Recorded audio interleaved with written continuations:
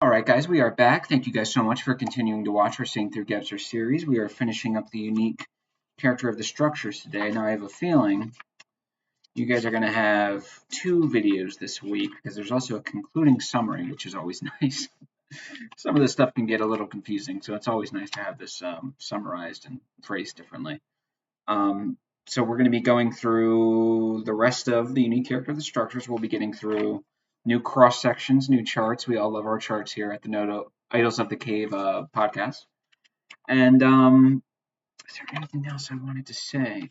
Also, I've had a mini existential crisis regarding this channel.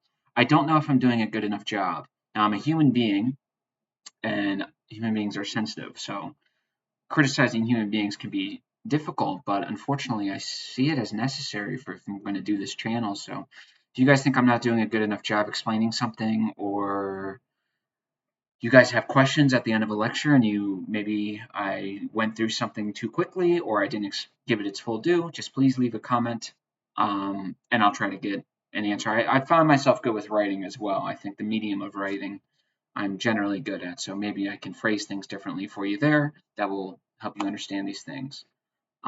So I've had a little bit of an existential crisis. So hopefully I'm doing a good enough job. Um, and I appreciate all you guys who continue to watch. So let's get right into it. So I think we left off with the difference between irrationality, pre-rationality, rationality, and irrationality. So later on he says, the third grouping, which summarizes the forms of expression and manifestation, can be represented as in cross sections 12 and 13 on the following page. So we'll skip ahead a little bit. So we'll do this one. So we have forms of expression here. Now, of course, you guys can't really see it. But again, just please look up the charts. Just pause this. Just Google John Gebser charts, the full chart. You'll see it. Do I want to? Okay, we'll just go through the chart now. So the structure, we have archaic, the forms of expression, nothing. Forms of assertion or articulation, nothing. The magic, forms of expression would be, of course, magic. Graven images, idol, and ritual. And then forms of assertion or articulation would be petition, prayer, or being heard. Remember the magic. Your answers have been heard. Your prayers have been heard. Why have they been heard? Because it necessarily presupposes or implies a unifying forces surrounding you. So your prayers have been heard by the world, and the world is unified. That's magic, of course.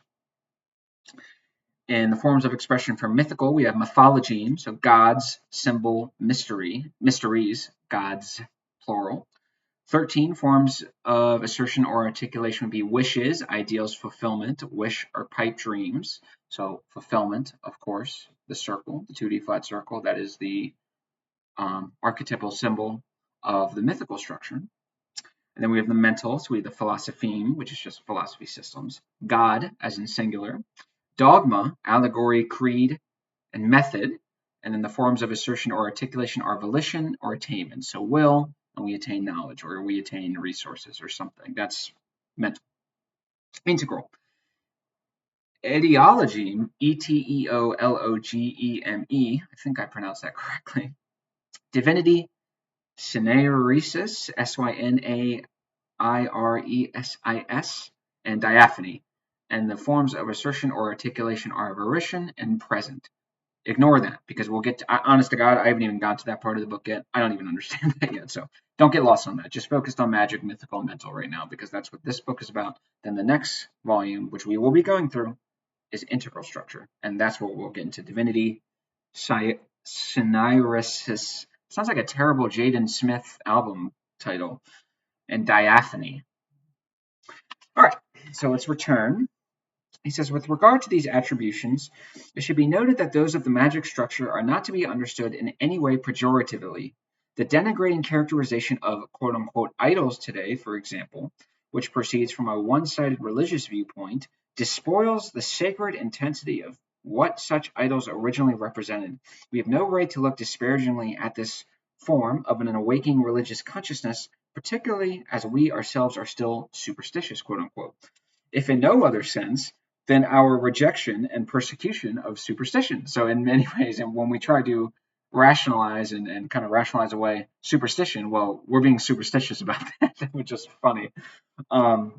But we're not being pejorative when it comes to magic. We're not doing the rationalist game where all that other crap about the human condition is exactly that. Nonsense, irrational.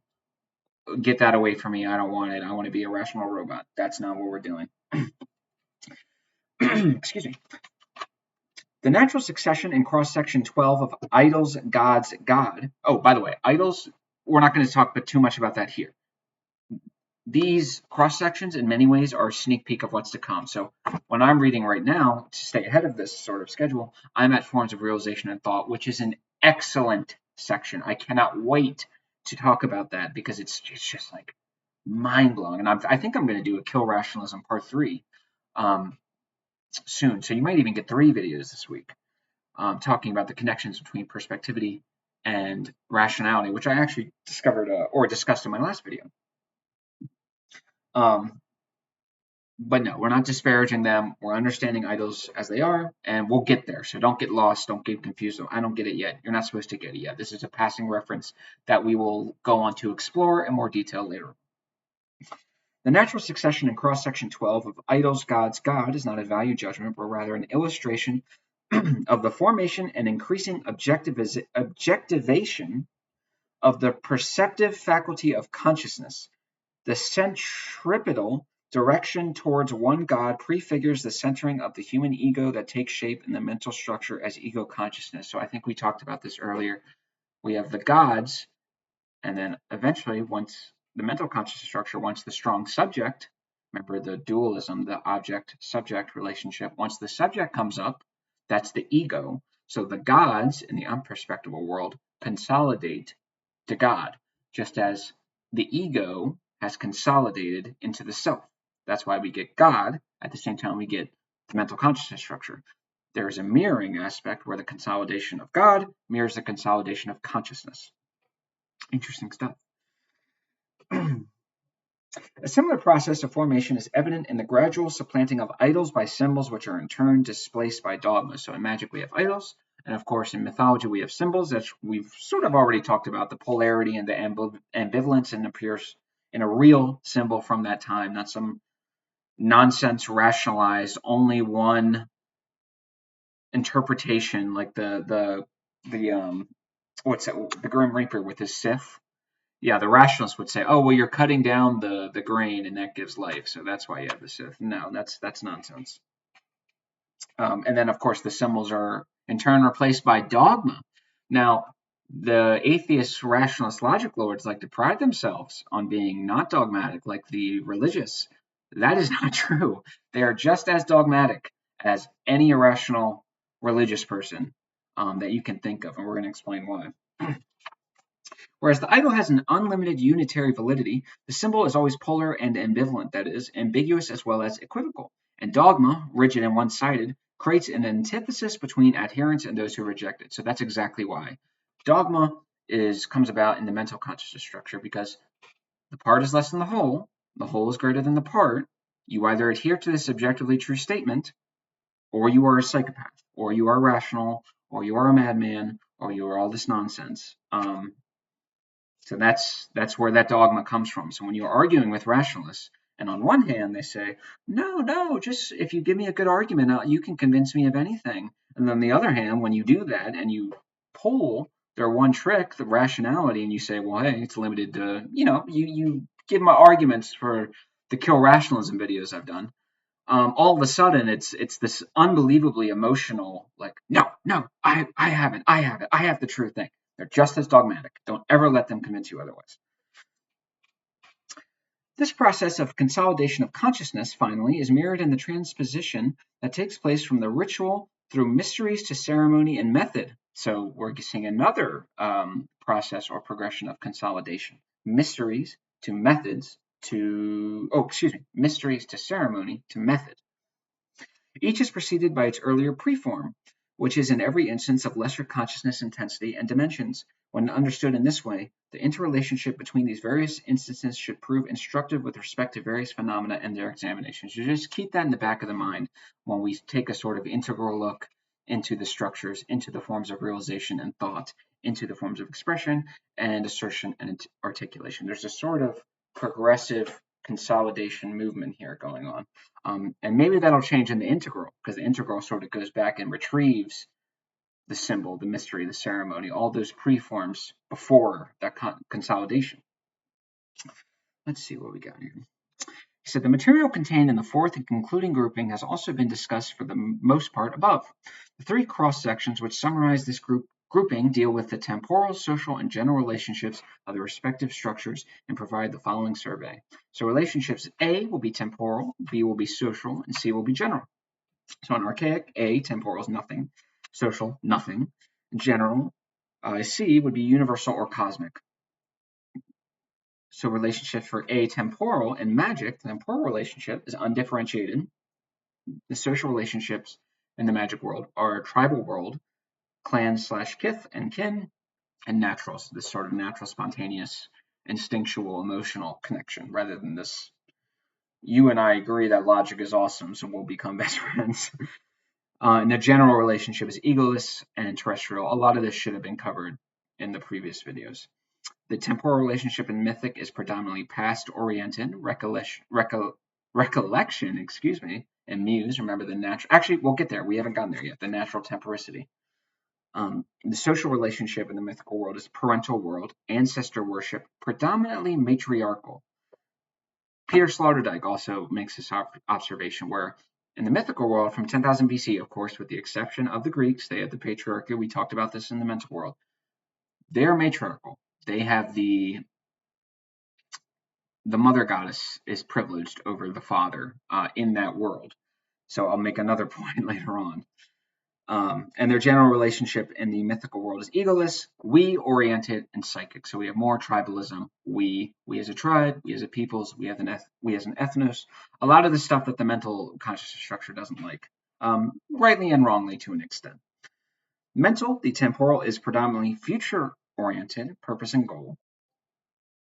World of the firstborn son, social relationship, World of the firstborn son, individuality, child adulation, and predominantly patriarchal. We cover this in mental world. And then the general relationship is egocentric and materialistic. So ego, of course, the consolidation of the ego, the subject, the strong subject, and the object, the dualism, the one, the other, subject, object. There wasn't a huge ego in the unperspectable world. Then integral, we have the temporal relationship is presentiating relationship, social as mankind, neither matriarchy nor patriarchy, but integrum, so a combination of both. And the general relationship is ego-free, amaterial, and apsychic. So some interesting stuff there. Let's see, let's take some of these off. Okay. We noted earlier the connections, actually, hold on. He says the temporal relationships in cross-section 14a have been, in our estimation, sufficiently explored above, and the same is true of those in cross-section 14b. We wish, nevertheless, to make some additional supplementary remarks concerning patriarchy. We noted earlier, page 79 above, the connections between the patriarchal and emphasis on the quote-unquote right directed thought and rights and law-giving in our discussion of Lycurgus and Solon. It is the mental structure which first places emphasis on the principle of masculinity. So the maternal world or the mythical world was maternal, it was matriarchal. But mental, as we discussed in the mental consciousness structure video, was patriarchal. All of a sudden, the father, the male, started to become privileged. Now, of course, in modern day, the political left, at least in America, actually no, globally, the political left is feminism. They're matriarchy. The political right, remember, the connection between the patriarchal and emphasis on the quote-unquote right, the political right, of course, is patriarchal. And I'll make another point in that. Both of these have problems. Let's see. Or, stated another way, both legislation and matricide proceed from the same newly forming consciousness structure. The tremors and shock unleashed by this murder must have been overwhelming. They can be felt in Greek tragedy and Aeschylus' trilogy of the Orestia, as well as in the aftershocks that appear even today. Indeed, the consequences are today more distinct than ever before. Now remember, we're not going to play the rationalist game and start from our present viewpoint, work backwards, and try to configure all of the world into our rational box. We start from the beginning, the magical structure, and then, of course, the mythical, and then the mental. So before the mental mutated. We had the mythical, which was birthed from the discovery of the soul, the yin and the yang, the 2D flat circle, which confers psychic unity.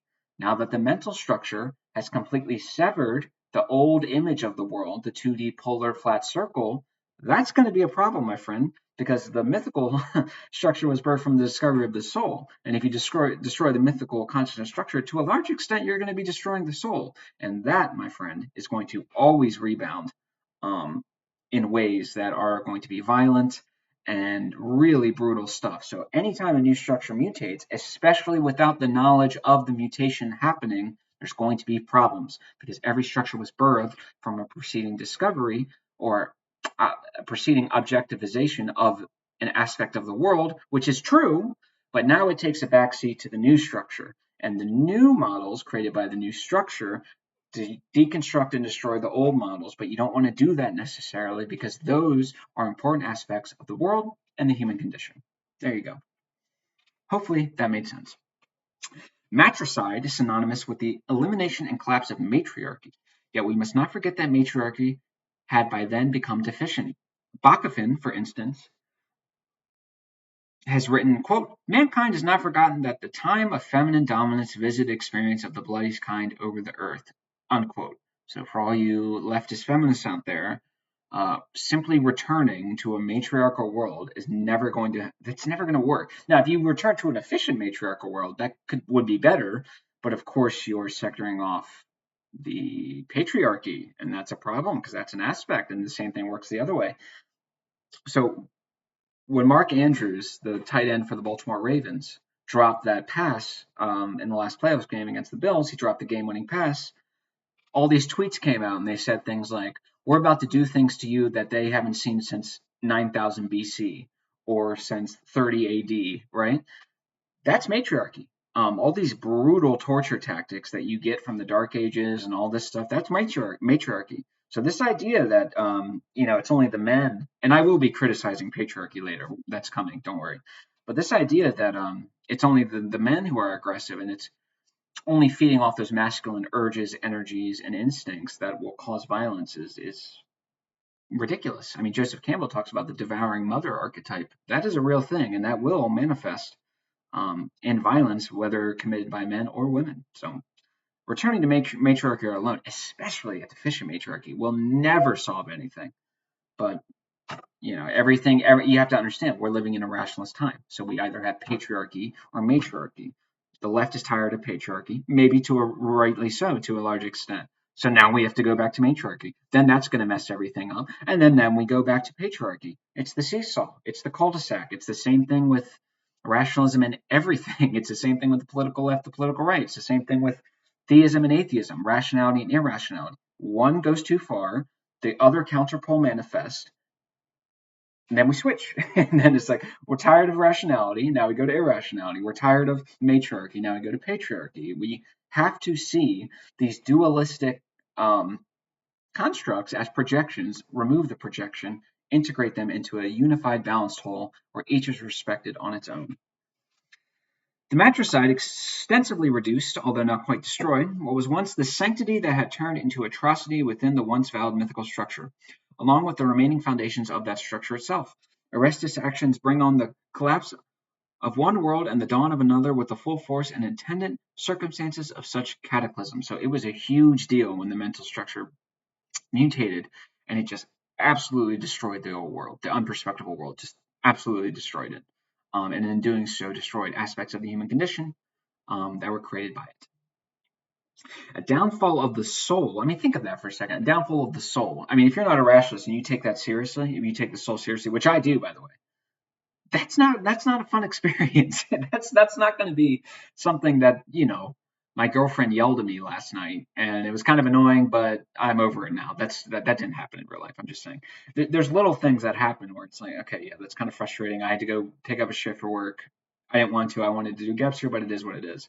But the downfall of the soul, that's going to destroy a man and destroy a country. The downfall of the soul such as man then experienced must have been horrendous, particularly as the new structure could not fully unfold before this collapse. The demands and the pains placed upon man by this emergent structure are reflected in the exertions and struggles of the ancient heroes to assert themselves in the world. This is interesting. The demeanor of Odysseus or of any other Greek hero, which manifests his boastfulness and self-adulation, is symptomatic of his compulsion to bridge the gap rent by matricide, as well as to assert himself. I've never heard the word rent used that way. Those vainglorious monologues of the Greeks, which have always seemed embarrassing because of their boastfulness and exaggeration, are accordingly an expression of the mania and compulsion of these heroes to regard themselves as seriously as the already emerging mutation demanded. Only a man still unsure of himself is given to boasting as the only way of establishing his status. This is why the ancient Greek had to assure himself by swaggering. He had destroyed the security of his maternal world and stepped out into the diurnal brightness of the columnar solar temple. Remember, mythical, the 2D flat circle. This is fulfilling. This is self-sustaining. This is unifying. That has been destroyed. And now the Odysseus of the world, and notice the mention of the Greeks. Of course, the Greeks were the pre-perspectival, the original OG rationalists. So they were the ones who had to boast and bluster and jerk themselves off and say, look how amazing I am. And the reason why they did that is because they're compensating, because they just destroyed the old world and all the unity that the mythical and magical conscious structures conferred on them. And now we have to compensate for that. I have to say, no, we did all that for good things. We didn't do that as a waste of time or just because I was angry and emotional and resentful. I did this because I'm the man, and I'm Odysseus, and I'm a god amongst men, and I'm this incredible figure, and I can bend the world to my will. So that's where when you read these things in these old ancient books, especially in the Greeks, and you see these monologues of like, damn, what am I reading? Gaston from what is that from Snow White? Shit, whatever. It's like Gaston from Disney, doing these monologues. Like, where is this ego coming from? This is where it's coming from.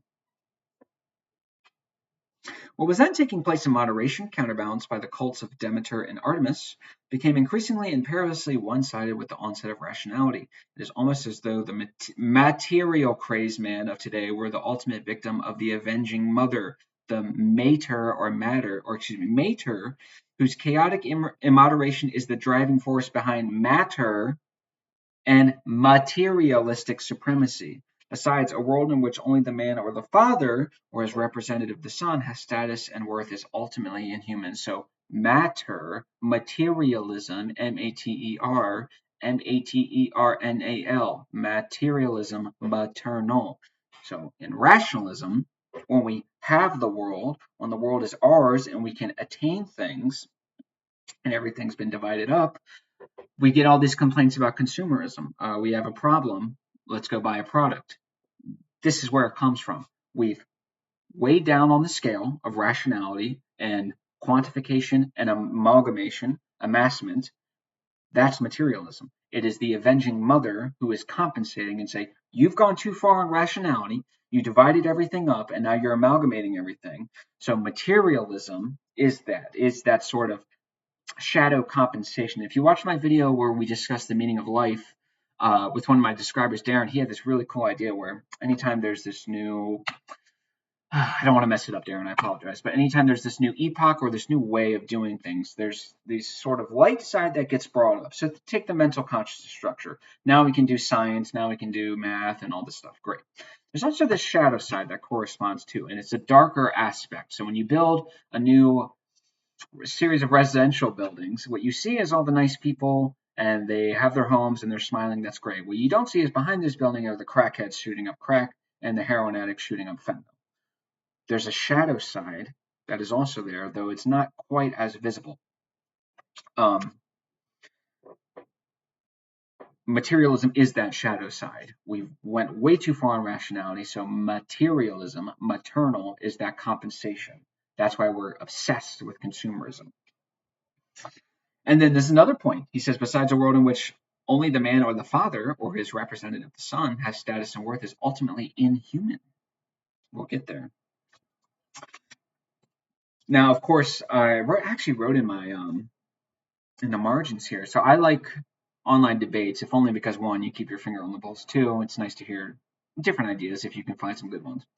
There's a guy out there, Andrew Wilson. He's on the right, and I agree with some of his stuff, but I also disagree with a lot of his stuff. He is a rationalist by all means, and his whole thing is like, look, let's reinstitute patriarchy. Remember, he's on the right, the far right, patriarchy, um, and feminism has gone too far, and we need a return to patriarchy. Okay, so his definition of patriarchy is of the father, and that's pretty much exactly. Besides, a world in which only the man or the father has status and worth is ultimately inhuman. So listen to what Gebser says of the father. Here lies the root of the most dangerous phenomenon of the so-called humanistic age, militarism. Patriarchal inhumanity exists particularly because the father is viewed only as and nothing but father. The emphasis is on his paternity and not on his humanity. The woman of this age, to the extent that she has any status at all, is seen correspondingly as only a woman and not as a human being. The humane age, notably the era beginning with perspectivity, is most likely the least human and most inhumane ever. 2 points. One, so when you see these far right guys talk about patriarchy and all that, they're going too far. They're being rationalists. Not only are they being rationalists because they don't realize they're just doing the seesaw again that I described 10 minutes ago. You push down one, the other comes, then we go. That's bad. That's enough reason to stop doing that. Number two, when Andrew Wilson says patriarchy is of the father, you've just made a categorization mistake, my friend, because now my entire ontology, my entire being is little more than essentially, I mean, the producer of sperm. All I do is create life. I'm not a human necessarily. I'm just an empty vessel to create more life and to create more offspring. That's not going to be good enough. I'm sorry. That's not even close to being good enough.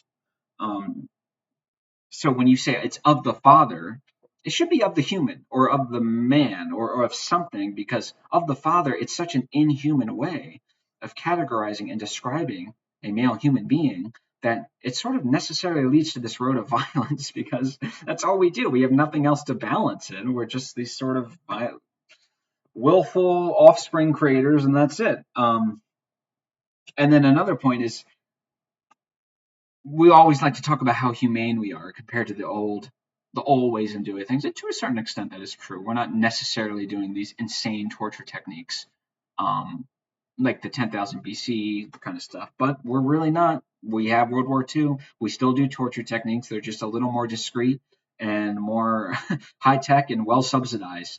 It's this idea that we're living in this age of progress. I understand why it comes about, because in a material sense, it's kind of undeniable.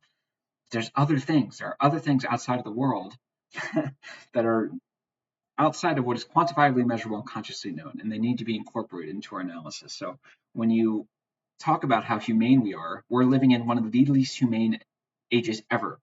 The unperspectable world, magic and mythical man, had a far, far more respectable and more all-encompassing idea of humanity, because they were on the great chain of being. They have gods up here, and we're like right below gods. And then you have everything else under it. We have animals and life, all that crap. We are the ultimate reason for the cosmos. We don't have any of that now. Now it's just, I'm a father. Okay, thank you. That's not very inspiring. Okay. Yet despite this assertion, we do not wish to join Marikowski or Bergman in proclaiming a return to a new matriarchal world. So, all you feminists out there, that's not necessarily what Gebser is. This would be tantamount to turning back the wheel of time. What must happen is rather a change in attitude by the male, who will have to forego many of his presumptions, such as the arrogance that everything, including wife and child, belongs to him. He will have to give up this presumption in order that a world can come to be without maternal or paternal dominance. That is a non-masculinized world where man and woman together honor the human and think not merely in terms of human, but of humankind in its entirety. This would mean that as matriarchy was once succeeded by patriarchy, patriarchy should be succeeded by an integrum, as we have designated it. In this integral world, neither man nor woman, but rather both in complement as human beings, should exercise sovereignty. So we're not doing the matriarchy, patriarchy. Both are respected. Both are seen as humans, not just procreators and creators of offspring and vessels and conduits for blind evolution. Matriarchy was succeeded by patriarchy, which now must be succeeded by an integrum, which of course derives from the same root as integral consciousness structure. So we have to go forward. And it's interesting, he says, we honor the human, not just the father and mother, and think not merely in terms of the human, but of humankind. It almost sounds like Dostoevsky. You're sinning against man. You sinned against everyone, not just the barkeep or whatever the lady who gets murdered in Crime and Punishment is. So this is sort of Gebser's view. Gebser says enough of this feminist versus patriarchal stuff. Both should be respected. Both are equal. But in turn, because we are living in a sort of patriarchal world in the mental conscious structure, there is going to have to be some bringing back on the men's side. Like, hey, like they're your wife, they're your kids, yes, but they're not your property, right? They're not yours necessarily. They're their own human beings with their own agency. So interesting. Negligent propagandist of Heraclitus' phrase, "War is the father of all things." It's funny. I put next to it Blood Meridian. It reminded me of a quote that Judge Holden, I don't know if he did say that, but it sounds like something he would say. Negligent propagandists of Heraclitus' phrase, "War is the father of all things," such as the power-obsessed paternalistic militarist and politicians, and some interpreters of Heraclitus infected with the same mentality, have failed to realize because of their one-sided patriarchalism that the sense might well be only fragmentary. I'm going to stop here. So I can't remember who said it, but some guy, I saw it online, but there's a lot of talk, and in fairness, I've fallen into this as well. I have fallen into this as well. This idea that, kind of like you said, war is the father of all things. When you look at history, there's a whole lot of brutal bloodshed, and there's a lot of just inhumane violence, and that violence would go on to create nations, to create cultures, to end nations, to completely end cultures. Think the Native Americans or the Carthaginians, maybe. That might not be good and it might not be desirable, but nonetheless, it is important. It's an inherent aspect of the world and the human condition. And I've placed a little too much privilege on that. Not necessarily saying I'm power hungry, but I'm power conscious insofar as I'm not delusional. But the problem is people has taken the phrase or the idea underlying the phrase of war is the father of all things, and they become fatalistic. They become deterministic with that, with this idea that there's almost no real conceivable way in the future that we could ever live without this sort of brutal conflict. Now, realistically, I think that could happen in theory. Will that take a long time for that to happen? Yes, but I think the reason why that it will take a long time to happen is because of this book, right? He's explaining we're in a rationalist society. Rationality privileges this idea of war is the father of all things. It's paternal, it's male, it's violent, it's aggressive. But he's about to explain why that's wrong. But the problem is, if all of us, all the different nations and peoples, can come to awareness of this and stop doing this, then yeah, of course, we can be able to do that. But of course, no one knows anything about Gebser or any of this stuff. I mean, in the grand scheme of things, no one does. So we're fishes in the water. We're not being taken out and saying, hey, this is going to a dead end. You need to do something else. We just have to fight our way into integral consciousness, essentially, or kill our way, or be killed before we can do that. So this is interesting. So we have war is the father of all things. And then, of course, we have, realistically, men in the political right have latched onto that idea and then used that as an excuse to engage in militarism. What do they call it? Jingoism? Is that what it's called? This sort of extreme American patriotism on a global military stage. He says, it has never occurred to them that, as in the case of all statements by Heraclitus, the phrase makes sense only when completed by its polar complement. What we have is apparently only a fragment of a larger writing that is not extant, and it is symptomatic that only this part has survived. Symptomatic that only this part has survived. So we have the polar complementarity of the war is the father of all things, and it's because we're in a rationalist society that is inherently one-sided and one-sided towards patriarchy, it makes sense that we only deal with war is the father of all things and not its corresponding complement. The partial sentence, war is the father of all things, may, in one version or the other, have been originally completed by such words as, quote, peace is the mother of all things. And even if this, okay, I'm going to repeat this. And even if this or any other complementary thought had never been written by Heraclitus, Such a compliment was still present in its silent meaning. So if you heard Heraclitus say, "War is the father of all things," I would either just respond, "And peace is the mother of all things," or I wouldn't even respond at all because I silently understood that this is how we communicated. I did not have to write down, "Well, this is what he meant." I did not have to ask you, "Well, what about mother and peace?" No, I didn't have to say anything. When you say war is the father of all things, what you're really doing is you're gesturing at a completed circle or two complementary poles. And in emphasizing one pole, you're just highlighting or bringing attention to that aspect of the world. So maybe I just saw a brutal battle, right? And I say, war is the father of all things. And I'm looking at all these dead guys. It's not that peace is the mother is no longer true. It's just I'm emphasizing one aspect of it.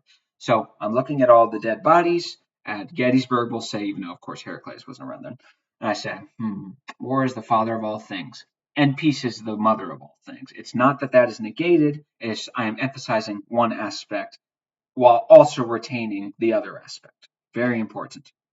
So when you see, if you read a book from Heraclitus or one of his contemporaries, and you see this one-sided statement, "War is the father of all things," complete it. Be mythical man. Reattain mythical consciousness structure because it's appropriate to. It's appropriate to engage with mythical consciousness structure, with mythology, with people at the time. So complete that polar statement. Let's see. Okay.